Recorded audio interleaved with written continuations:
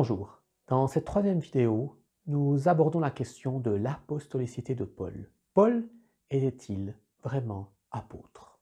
Nous avons parlé de sa conversion et sur le chemin de Damas, Paul a rencontré le Christ. Il est devenu évident pour lui que ce jour-là, c'est le Christ Jésus ressuscité qui lui est apparu, le Fils de Dieu.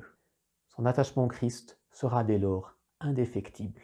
D'ailleurs, ces épîtres abondent de citations qui montrent cet attachement. Pour moi, vivre, c'est le Christ, écrira-t-il dans son épître aux Philippiens.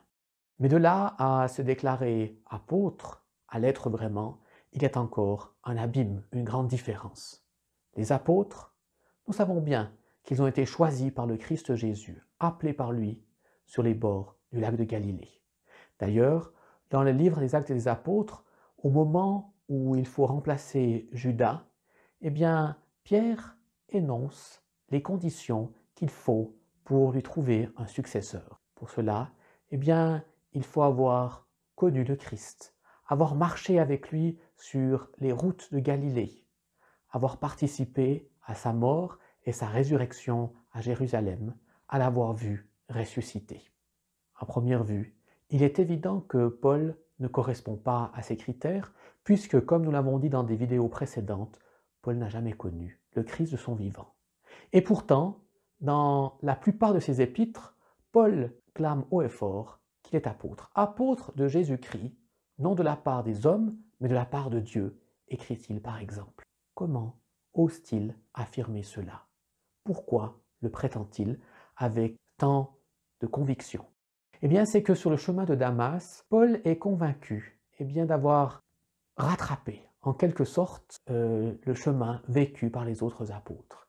Il a vécu une expérience pascale, et dans son expérience du chemin de Damas, il a comme, pour ainsi dire, rattrapé tout le temps que les autres apôtres ont parcouru les routes de Galilée avec lui. En effet, comme je vous le disais, Paul, tombé à terre, va se retrouver aveugle, il est plongé dans la mort du Christ, puis il revient à la vie, il est ressuscité. Il a l'impression d'avoir vu le Christ mort et ressuscité, d'avoir eu part à sa vie et à son mystère. Et c'est la raison pour laquelle Paul ne cessera de réclamer son apostolicité. Et de plus, il faut bien dire que Paul a une vision moderne de l'apostolicité. Apostello en grec veut dire celui qui est envoyé. Si nous en étions restés aux critères énoncés par Pierre dans les Actes des Apôtres, il y a longtemps que l'Église n'aurait plus d'apôtres. Car en effet, rapidement seraient morts tous les témoins oculaires qui avaient cheminé avec Jésus, qu'il avait vu mort et ressuscité. Il n'y aurait bientôt eu plus personne. Mais Paul comprend l'apôtre dans son sens moderne, dans le sens qui nous est resté jusqu'à aujourd'hui. Et quand nous parlons de vocation, nous disons appelé par le Christ, confirmé par l'Église. Paul s'est senti appelé par le Christ. Et sa première mission, il la recevra par l'Église d'Antioche. Et dans ce sens, Paul nous aide à comprendre le rôle des apôtres aujourd'hui encore.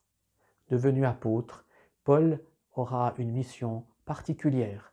Il deviendra bien sûr missionnaire de l'Évangile, et cette mission prendra une forme toute particulière pour lui, qui deviendra l'apôtre des nations. Paul lui-même nous fera comprendre la forme de sa mission. Paul a reçu une mission qu'il ne prendra pas à la légère. Il se sent un envoyé, apôtre envoyé par le Christ Jésus. Et cette mission va prendre une forme tout à fait particulière. Au chapitre 13 des Actes des Apôtres, Luc nous aide à comprendre le sens de cette mission. Au début du chapitre 13 donc, Barnabé et Paul sont envoyés en mission par l'Église d'Antioche. Premier essai missionnaire, les deux hommes quittent Antioche et se rendent en bateau sur l'île de Chypre. Au début de ce chapitre, Luc mentionne que Barnabé et Saul partent en mission. Le chef de la mission, c'est Barnabé, et Saul, est son acolyte. Peu après, Paul prononcera son premier discours à la synagogue d'Antioche de Pisidie. Et à la fin de ce chapitre 13, au verset 47, voici ce que nous pouvons lire. Paul et Barnabas déclarèrent alors: Puisque vous repoussez la parole de Dieu, alors nous nous tournons vers les païens. Remarquez la différence. Cette fois-ci, il n'est plus question de Barnabé et de Saul, mais de Paul et de Barnabas. Saul a changé de nom.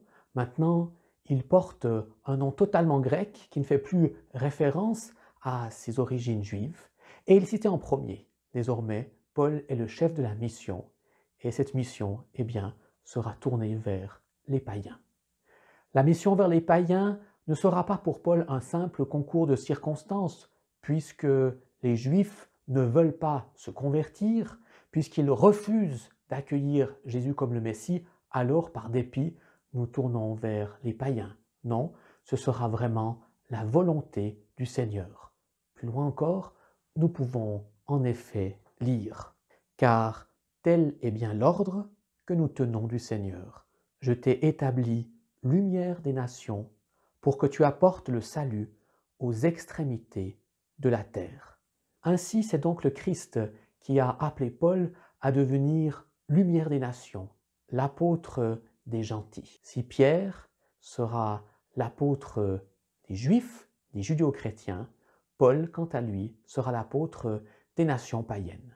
Remarquez d'ailleurs que Paul ne parlera jamais de Pierre sous son nom grec, Pierre, Pétros, mais il parlera toujours de Pierre sous son nom araméen à consonance juif, Képhas, pour bien montrer que Pierre est le responsable de la mission auprès des Juifs et que lui, Paul, est le missionnaire responsable auprès des nations païennes. Cette vocation, cet appel, Paul va la prendre au sérieux.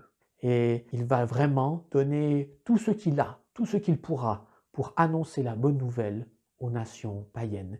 Il consacrera l'essentiel de sa vie, il ira jusqu'au martyre pour faire retentir la parole de Dieu jusqu'aux extrémités de la terre. C'est essentiellement par ces voyages que Paul pourra réaliser cette mission confiée par le Christ Jésus. Voyages dont nous allons parler dans une prochaine vidéo, voyages qui se feront par la voie terrestre, mais surtout par la voie maritime, des voyages qui lui permettront de faire parvenir la bonne nouvelle de l'Évangile en Asie mineure, en Europe et jusqu'à Rome. Ce sera l'occasion d'une prochaine vidéo.